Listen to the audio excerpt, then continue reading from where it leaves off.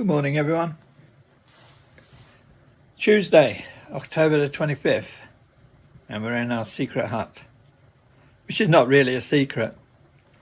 But as you can see, there's three members. The one in the middle, the rascal, the one that's looking guilty all the time, is Rogue, who's 10 months and still very much a small girl. She would be what was classed as the runt of the litter. It's a cruel thing to say, but it's true. We all use that word, don't we, when we're breeding. And they normally turn out the most determined, and dogs with some of the funniest personalities and challenging sometimes personalities, and she certainly has that.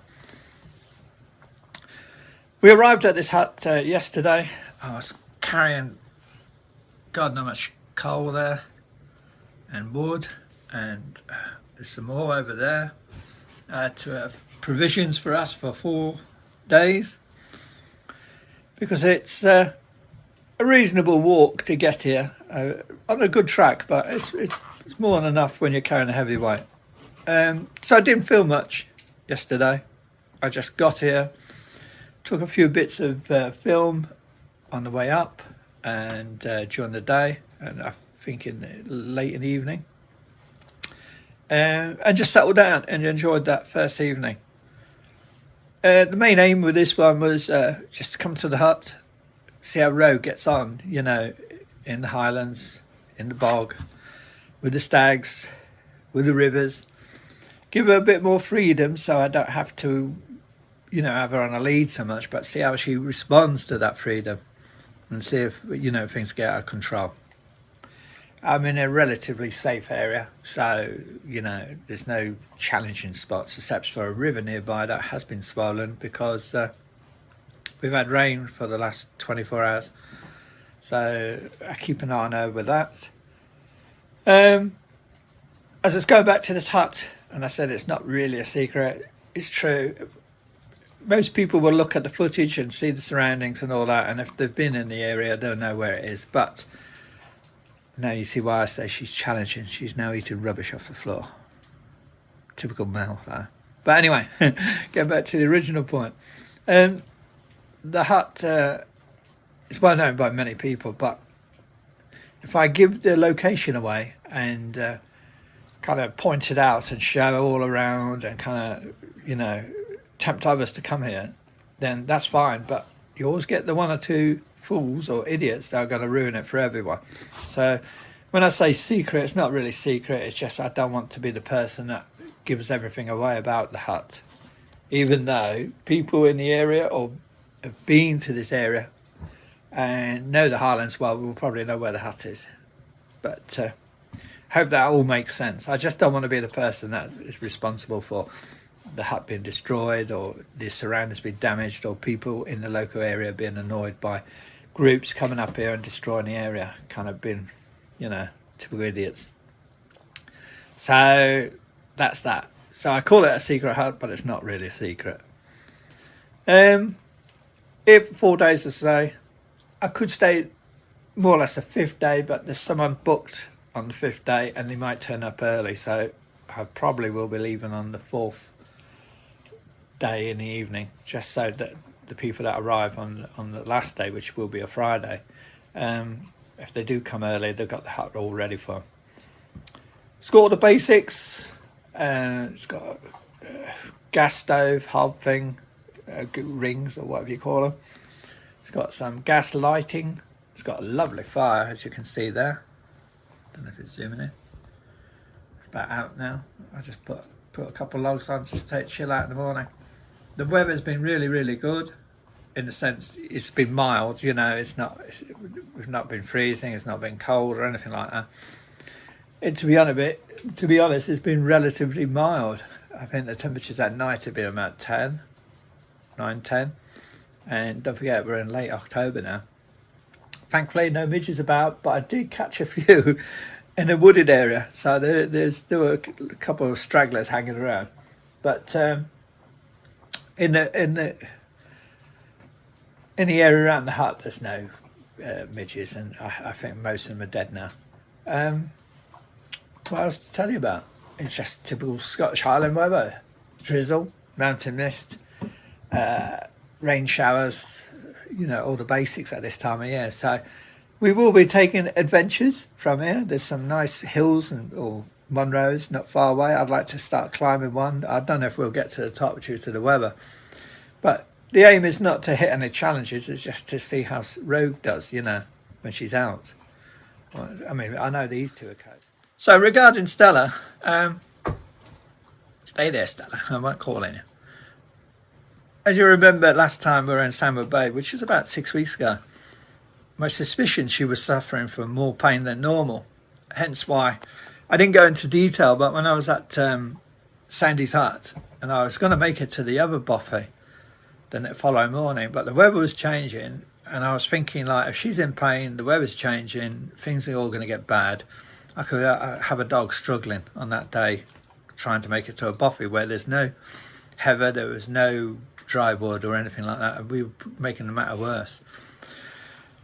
So I said at the end of the video that would be a last of our adventures, and as such that will be our last of our adventures, but it won't stop her getting out to these hot tents and things like that, and that's what we'll be doing more of until, you know, sadly she's no longer with us, unless summer comes up and she improves even more. But anyway, I took her to the vet that had told me in the past that if a dog suffers from pain, you know, while at home, or in my case when I was out hiking, I could give her an aspirin, one of them baby aspirins at night to ease the pain. And I'd been saying this on all my videos, and I went to see the same vet and I said, I'm doing as you say, you know, when we're out on little hikes or in the previous times in Scotland, and we give an aspirin, it seems to be working. He went back on everything he told me. He retracted all the advice he gave me, even though I'd gone up to him face to face and asked him, you know, is it true you can give aspirin like you instructed me? And he says, yes, no problem. Rogue, lie down, please. Should we end up eating all kinds of rubbish off the floor? So that annoyed me, and I had certain words to say to him, because not just for the fact that I'd been giving her aspirin, it was probably doing her no good, but for the fact I'd been saying on the videos, you know, I can give my dog aspirin, and I've been told by the vet to give aspirin, and it was a face-to-face meeting, and he had another vet in the room at the time. When I was talking to him about aspirin, he said, yeah, you know, now he's gone with the advice that I've always known, that aspirin is not good for a dog, can cause other issues. It can even cause bleeding in some cases in the intestines. So, and it reacts with other drugs if you go and give other drugs. And I was giving her Loxicum before we were setting off on our hike. She was having Loxicum when we were at home, which also has some side effects, and it's well known not to be the greatest of drugs. You know, it can cause problems with dogs. So, cutting a very long story short, I had very strong words with him, and I changed vets. Now, the new vet prescribed Rimadyl, and I'd given her the Rimadyl drug for about 2 or 3 days, and the improvement was unbelievable. All of a sudden, she was looking chirpier, still stiff. I mean, you're not going to get back the hips that are already stiff and, you know, arthritic or whatever. But the improvement was immense. You know, she was going back about 3 or 4 months to as she used to be. So I was like stumped, you know. I mean, there I was thinking she was on her last legs and really worried about her. And at the end of the day, she really greatly improved. So I'm very happy about that.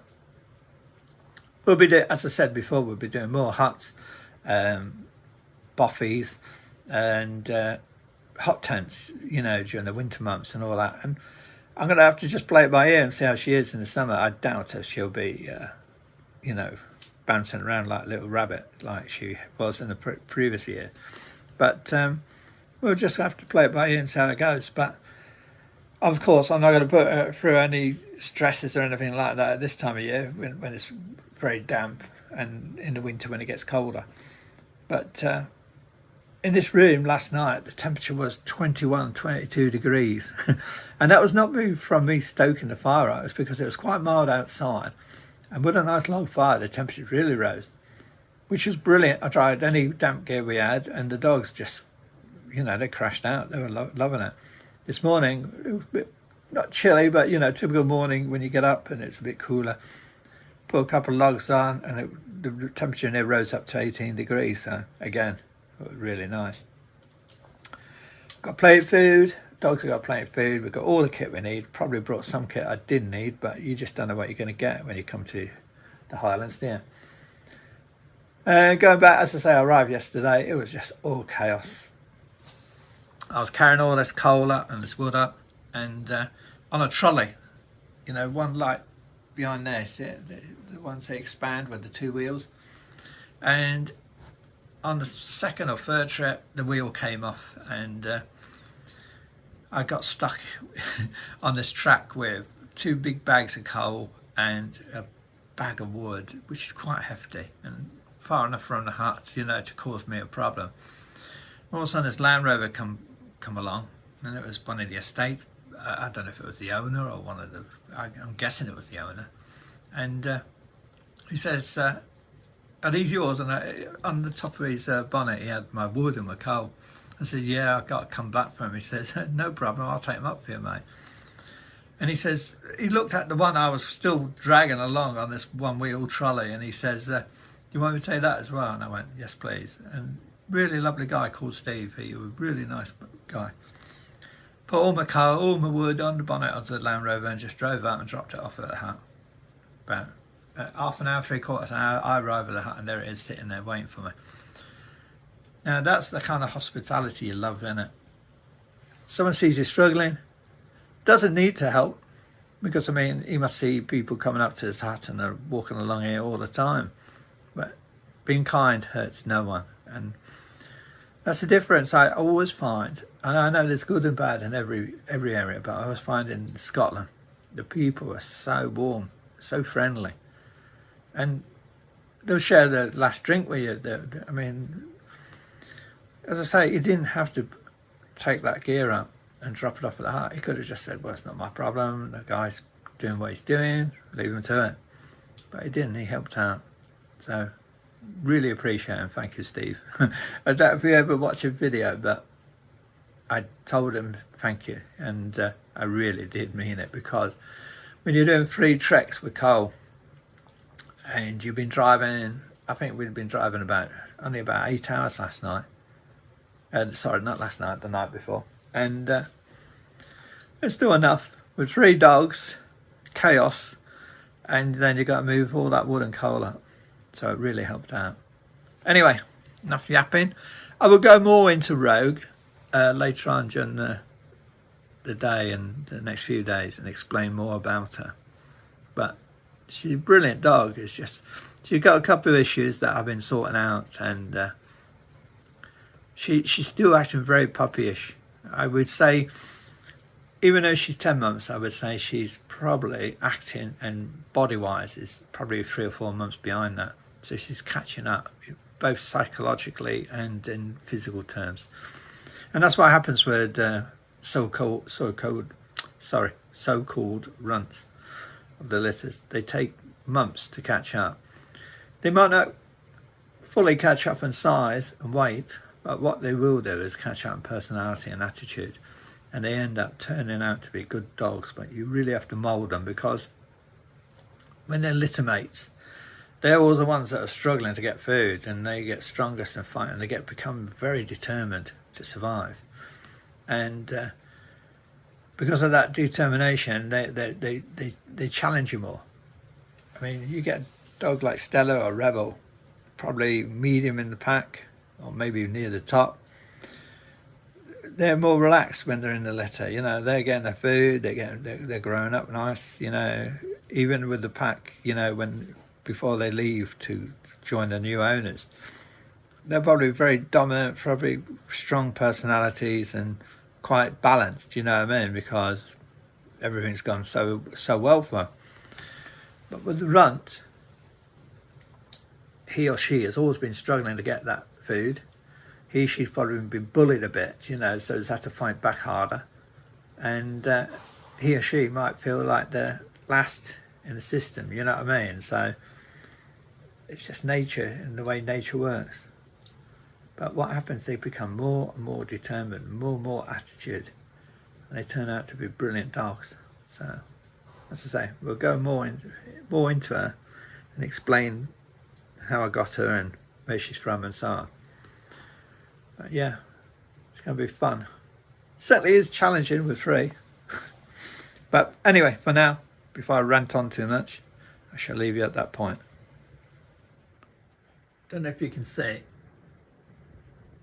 That stag has been walking around this hut for the last 24 hours. That's the dogs moving. I've taken some great photos of it yesterday. And that's just outside the window. On this video it looks about, I don't know, 500-600 metres away. To be honest, there's only about 100-150. And that's my view of the mountains and the waterfall. But if I go out in a bit and the stag's around, I'll take some more video. I went out the front door, which is behind me, last night to empty some water, and the bloody stag was out there right in front of me. And I backtracked really quick because not normally I wouldn't be too worried about deer, but it's still rutting season, supposed to be up to November, I've heard, early November. So they can be quite strappy at that time of year. But he seems quite friendly, more nosy and inquisitive. But yeah, imagine walking out your door and within about 3 or 4 feet you got a stag. And it was literally more or less on top of me. I don't know who was more scared, me or the deer, because I don't think he expected me to be walking out the door. Quite funny. But I don't know if you can pick up the antlers on him. He's got some massive antlers. So yeah, I quickly retreated back in the door because if one of them antlers hit you, you'd know about it. So beautiful. Yeah, he's got a good pair of antlers on him, eh? He looks so much bigger as well in the dark. He always do, I suppose. But yeah, it's supposed to be rutting season. I've seen loads of stags and loads of deer, but they all seem pretty docile as normal, you know, quite friendly and just inquisitive. That's about it. Don't see many. I haven't heard them calling. I haven't heard no deer rutting. But I checked and it's supposed to be to early November. Maybe they're over early. I just thought I'd show you. That's my back window.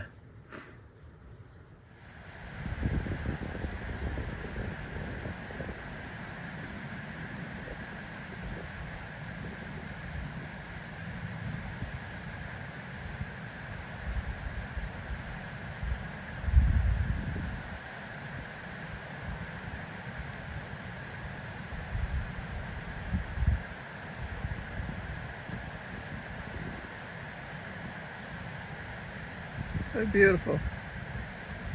All by himself, he just wanders around all night. He's got the river nearby, but I don't know why he chooses. Sorry, I've got to show you some of the surroundings as well. Look at the sun on that hill there, breaking free. You got the mist on the mountains. Oh, the sun is coming through. Look at that. I'm just hanging around because it's 9:49 and at 10 o'clock it's supposed to rain. How they know these things, weather forecasters, I don't know. But meanwhile, I'm just enjoying the company of our friend. I can't bring the dogs out, obviously, with him around. I think that would either spook him or kind of get him all agitated, so I'm hoping he's going to move on. But for the last 24 hours he's been hanging around. The hut is about 50 feet behind me. I mean, this gorse and all that is everywhere, so I don't know why he's hanging around here. I'm just figuring out if he's been fed in the past by people and he thinks maybe there might be food around. But the colours are so beautiful, aren't they, this time of year? The sun all off that hill there. Got a waterfall up there. That's what I want to aim for today, to see what it's like up there. Just take a gander through these hilly areas. Sorry, I'm focusing towards that waterfall. What should we call you? He doesn't seem bothered, does he? But as I say, imagine walking out the door and seeing him right face to face. He looks low now because he's in amongst that grass, but he's quite tall. Right, we're going to leave you alone. I've got a funny feeling you're going to be around for a while. So I'm going to have the dogs on lead and bring them down somewhere else. He's seen the dogs. He saw the dogs yesterday. Obviously, I don't want them getting too close, especially the pup. Jesus, that would be a disaster, wouldn't it?